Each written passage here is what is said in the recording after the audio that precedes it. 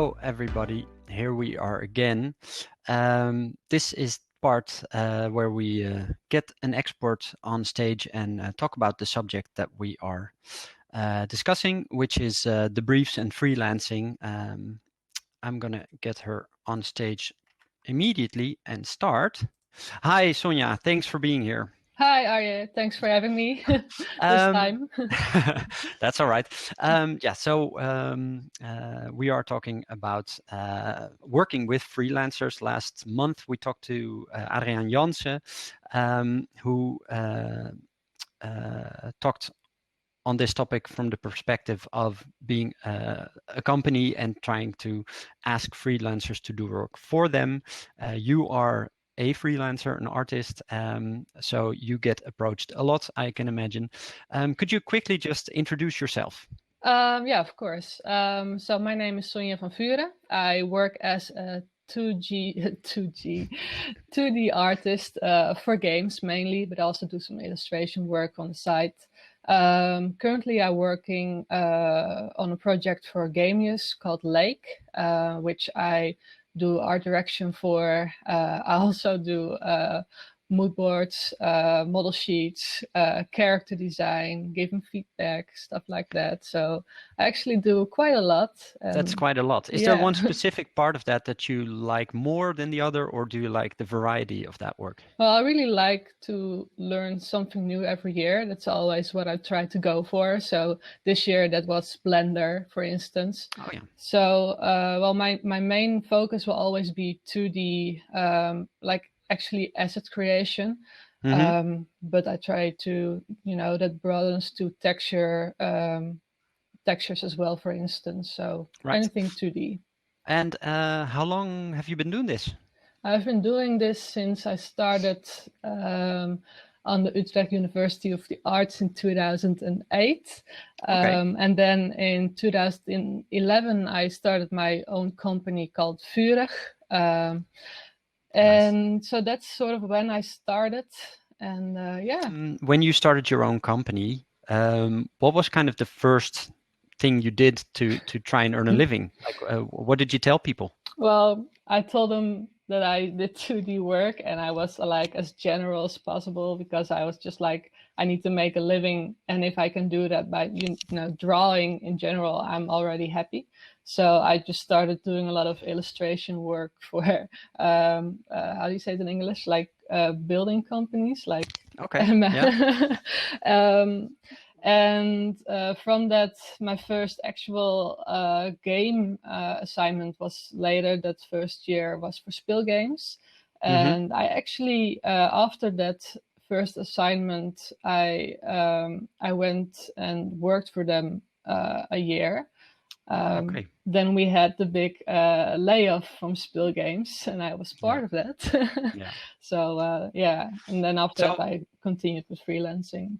Okay, and when you continued freelancing, did you have a clearly in your mind what you were, I don't know, supposed to earn, or how much you wanted to, I don't know, how did you approach setting a budget or target for the work that you were asked to do? Well, I asked around a lot with artists that were already working. And I tried to think of what I needed at least to make every year. I just bought a house and stuff, so I I needed to make I need more. living. Yeah. So I immediately asked for a normal salary. I know that a lot of young freelance artists that just start right now ask way too little, like 15 euros or something, and you cannot make a living of that. No. Well, not. And do you always go like, is that the most important number in your head? So what is my rate per hour? Or do you sometimes say, okay, if I can work for a month on a certain project, it's fine. Just give me that raw number and then we'll be fine. Well, I have a bit of a balance in there. So I have my standard fee, and that's like an hourly on a daily fee, depends on how big a project is. And if it's for like a big company, you know, like Philips or Media Monks, I know that there's a lot of money in these companies, and that I will never ask that much. But because I'm not a company, I'm just like one person, and that's not the same. But I know that it's normal to ask for more. But, you know, when I work for a small indie game company, usually there's not that much money involved, but the projects are more fun. And, you know, usually these projects tend to be projects that focus on things that I want to be more involved in, or I want my portfolio to head towards. So, for instance, Lake is really a project where I can work on a 3D project instead of always 2D. And that's, I wanted to learn something with Blender. So for me, so it's rewarding in its own right, but of course you also get paid. If you get approached by a company, either big or small, and they have a certain job for you, what is like essential for you to know if you even want to consider doing it? What are the most important things for you as an artist to know to consider a job? I think the most important thing is I want to know what I will be doing, generally speaking. Like if somebody asks me, for instance, do you want to work on a massive multiplayer online realistic shooter in Second World War, I'd be like, no, don't let me do that. That's not my tea. But yeah, if they're like, it's going to be stylized and we need somebody who does like character design, creature design, I'm like, oh, I can do that. That fits with me. So I have to know that I'm actually, you know, fitting for that role, or if it's something that it's going to be a struggle, because if it's going to be a struggle, it's going to be a struggle for both of us. That's not going to be nice. Is it important for you to connect on that level before you even start a job? So is it important to talk to the company, talk to the people that you'll be working with before you start? Yeah, it's like, of course it's important, because I've had companies with people that that weren't very nice in a way. Usually not like actually game companies, but like just a bit outside, like media and production. There tend to be some like big egos in there, and I had a point in my life where I ignored these type of things and just was like, well, just do it because you have to make money. But it got me in a really negative, you know, mindset as well, and I don't want to do that anymore. So. And you just said about a brief, you know, you want it to be something that is kind of in your wheelhouse, your kind of skills, unless you want to develop something new, like 3D, like you just said.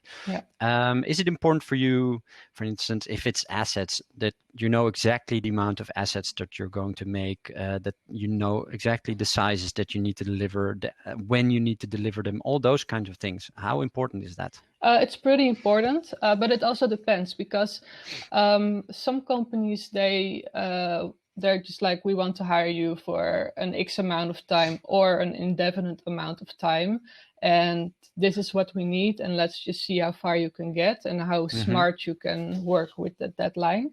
But if a company asks me for a precise quote, you know, with, you know, they want to know from me how much time it's going to take and how much money things going to cost, then indeed I need to know how many assets it will be, and stuff like that.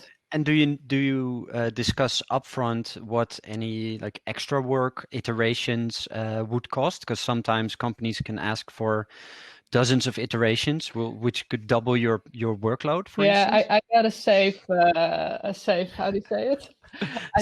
Safe word. Yeah, safe word for that one. It's called phases. I use phases in any of my quotes. I say, I've got a sketch phase. Yeah. Then I'll send you a sketch.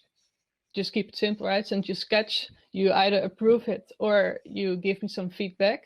And if there's feedback, I'll fix it. And then we move on to the workout phase, which means that I will work the whole sketch out into what it's supposed to be. Then I'll send it back to the client again. And that's the moment, the last time the client can give feedback. And it's always in my contracts that the big feedback, like compositions or whatever, that's in the first phase, and then the second phase is more for details. So in that way, I try to sort of save myself from endless iterations, and then are you I export it. okay? Because maybe a company like we have young companies here don't know what is required, so don't even know about these phases.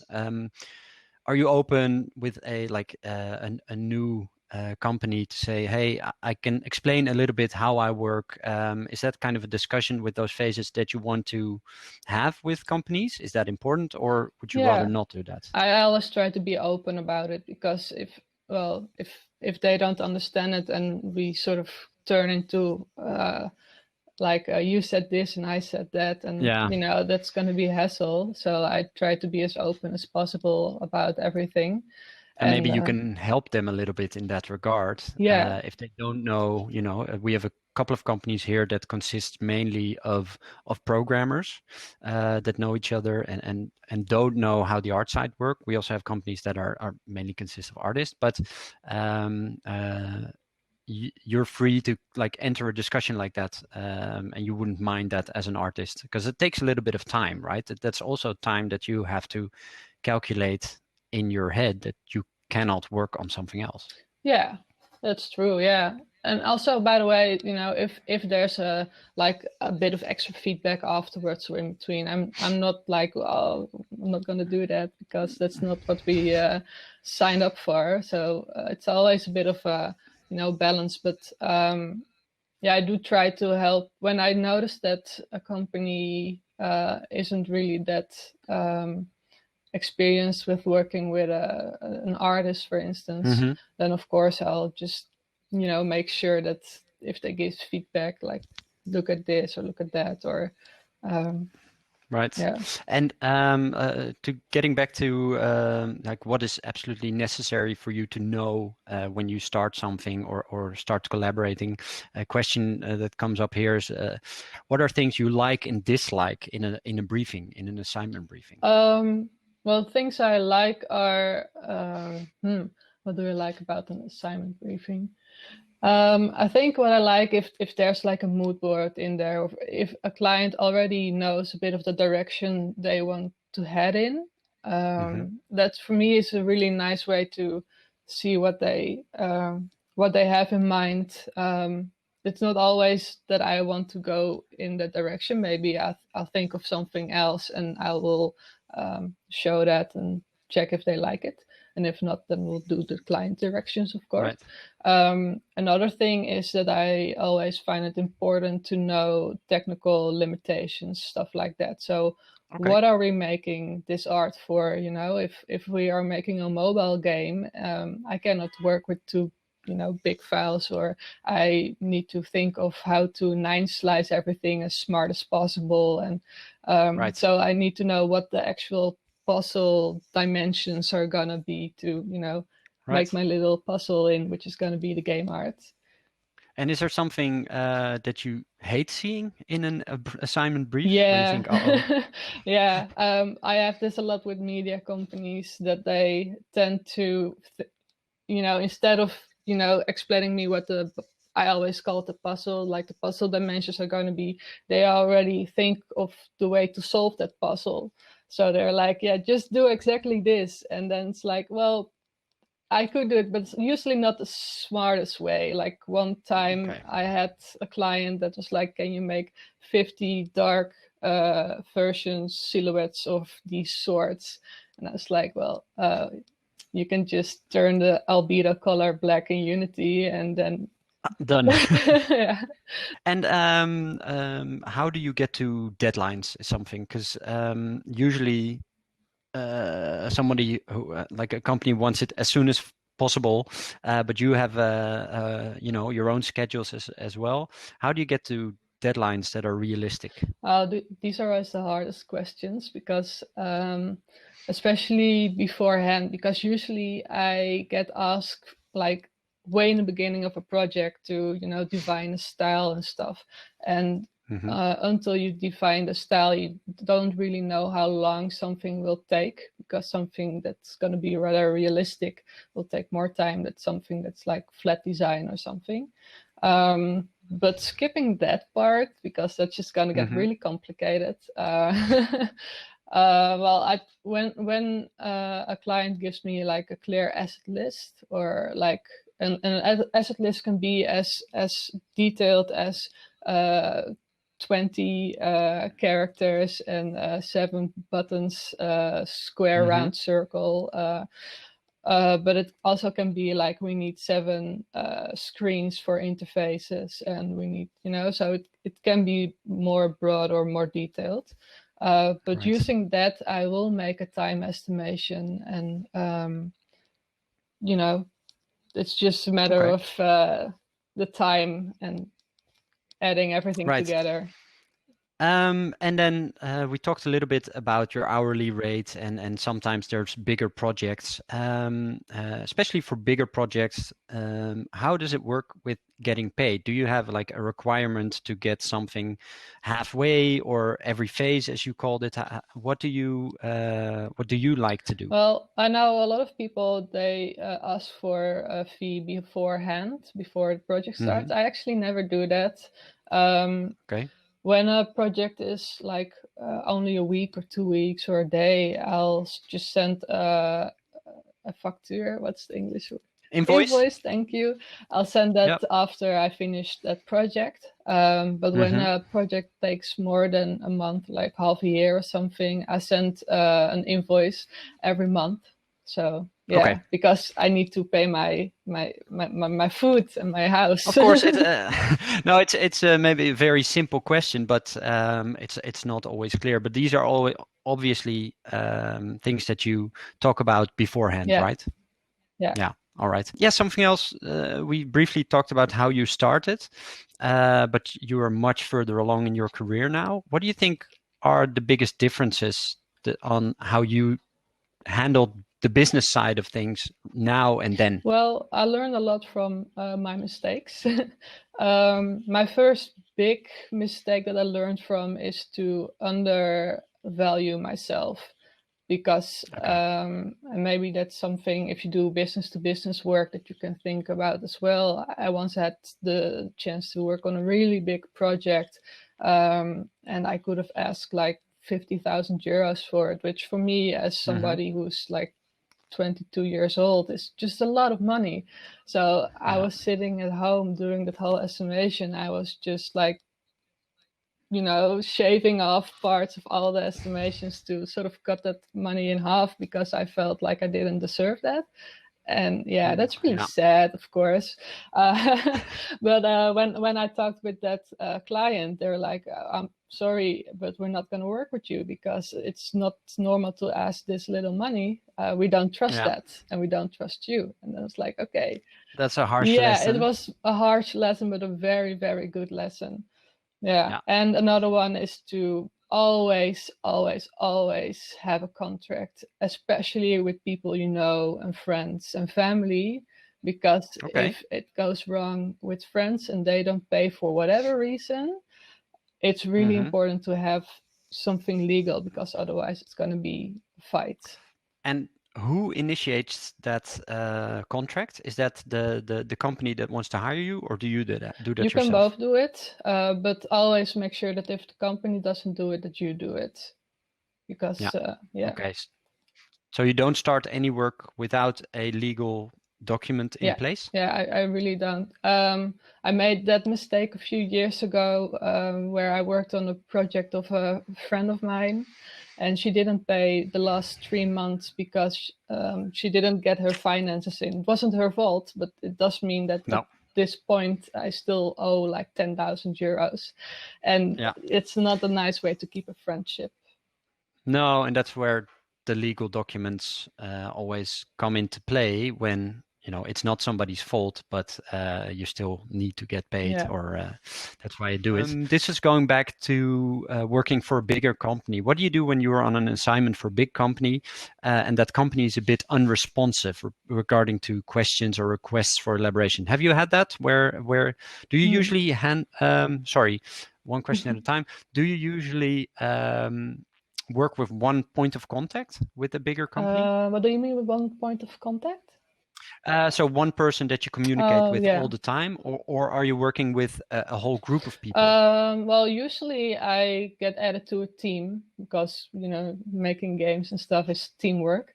Usually it's a bunch of people that I'm in contact with, but there's always like one person that sort of have to keep the team and the project together. So that's the person I talk the most with. I don't really like, the only times that a company doesn't respond quick enough is when they're not paying in time. Sure. So again, legal. We will pay this. Yeah, we will pay this invoice in 90 days from now. So another question, also going towards the legal. Maybe this is settled in every contract, but who owns the work that you do? Well, for games, it's really normal to give the auteursrechten, the rights to copyrights to the company. But if that's not in the contract, like legally, it's still mine. So even if you got paid for it? I got paid for it, because Dutch law. So that's a good lesson. So the maker, the creator, retains the rights to the work. If in the contract it is said to be the company's work, are you still allowed to put that work on your portfolio? No, that's something that I always add to my contracts, is that I try to keep it in that I am allowed to put it on my contract. So only if a client spots that in my contract and they ask me to remove that, along with the auteursrechten, copyrights. Then I cannot do that, and I will have to ask for permission. I usually still ask for permission because I want to have a good relationship with my clients, of course.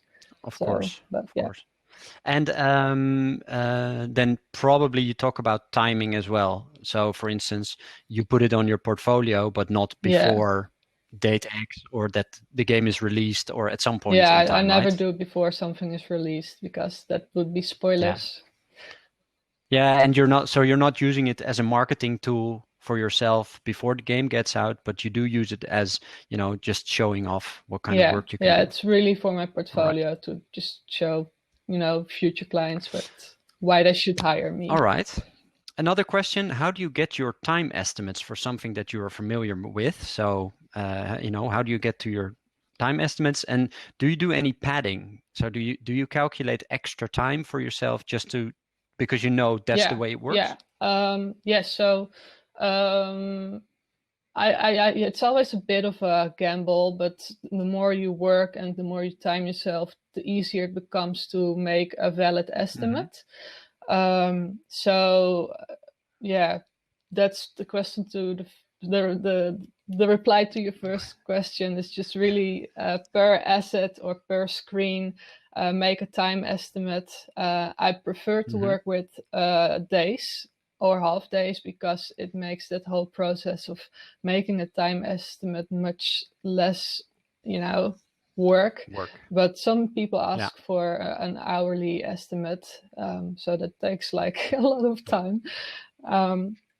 But that's how I just do it. Just add all the assets and then combine together. And of course, I do count in a buffer. So like I said, I have a really clear way of working with a sketch phase and a workout phase and an export phase or polish phase.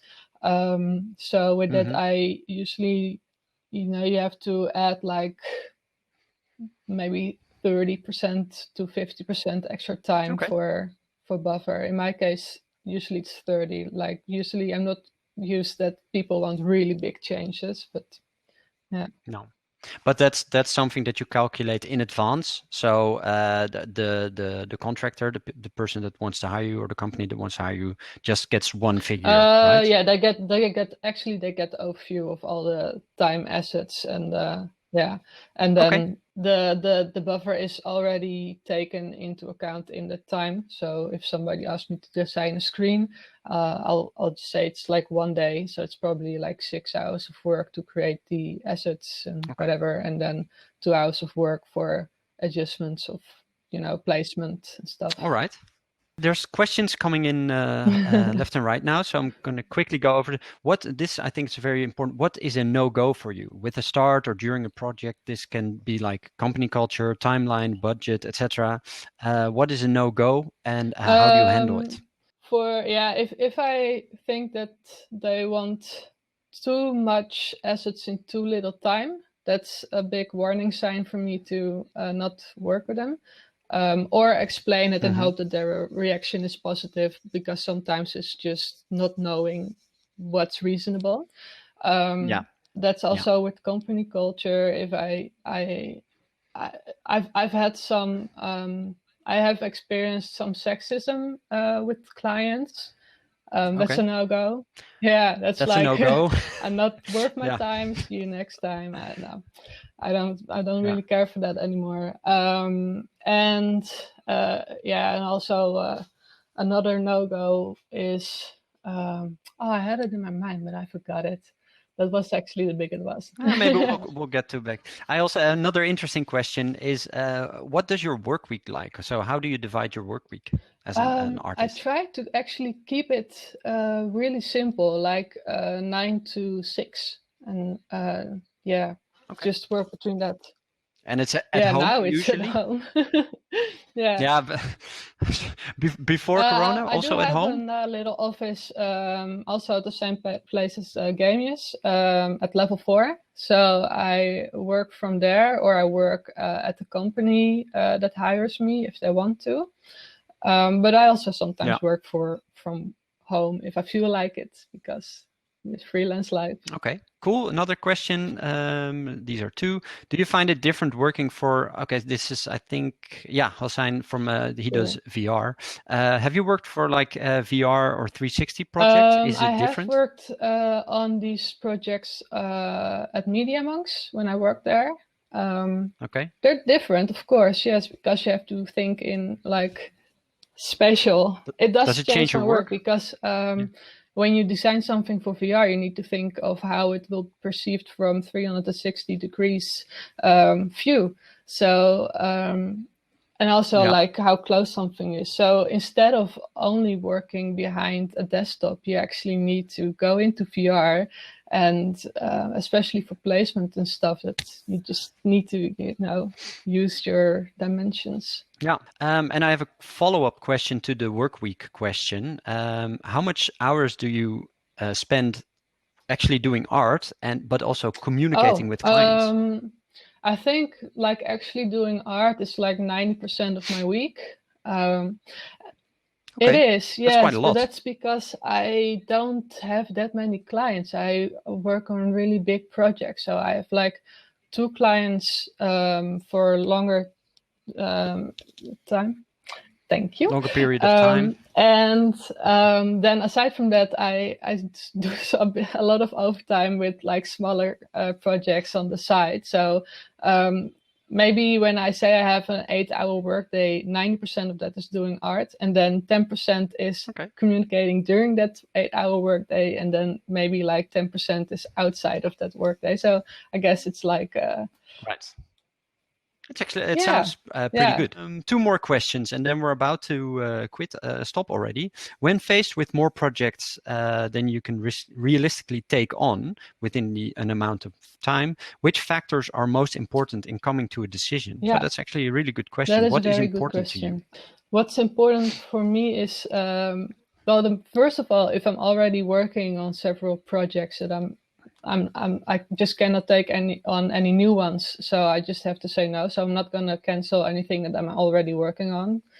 Yeah, but if there would be like 2 projects starting at the same time, it would be that that balance of which project do I find most fun or will help me out more in the future, and personal interest, yes, development.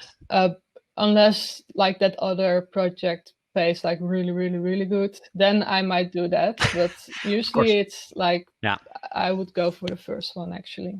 And then one more question, and then we have to round this off. From someone who's going to be an independent worker, and he's at my company. What are your thoughts on building a pension? That's a very cool question. What are your thoughts on building a pension and insurances for not being able to work? How do you put money aside for that? Is that budgeted in as well? Like money put aside from not being able to work is budgeted in words. Budgeted in. Question about pension is really hard because it's something that any freelancer probably rather not thinks about, but you have to think about it at some point. When I just started, I was just like, well, just figure that out later. And I'm 30 now, so I'm finally being like, okay, I need to think about that. Well, that's about 10 years earlier than I did it. But I do have an answer for you. You have to invest in things. So invest in a house and try to pay off your house, for instance. So when you finally sell your house after 40 years or something, that's all your money that you can use for your pension, or invest it in equities or whatever. Be smart with it. I thought about going to a fonds. What's a fonds in English? I'm not sure. I do, but I can't come up with the word right now. A fund, basically. Thank you. Fund, thank you. My parents did that as well, and it turned out to be a real nuisance. Now they are heading towards pension age. They try to buy extra houses to, It's lower than they expected to get years ago, of course. You don't have anything to say about when you get that money and when, and I'm not really that enthusiastic about it. Sonja, we are at the end. Is there anything that I haven't asked that you would like to say about working as a freelancer with companies? Something that I missed, something that you feel is important? Well, not really. I think the main thing is that if both parties do it right, you can have a really nice and valuable relation together. So always try to work for something that works for the long run. That's mainly it. All right. Well, thank you so much for this talk. You had a lot of questions, so I think they are very appreciative as well. Say hi to the folks at Game Is for me, and good luck with Lake. Thank very you very excited much, to see how that's going to go. Everybody, thank you for having me. Right. Bye. Bye, Sonja.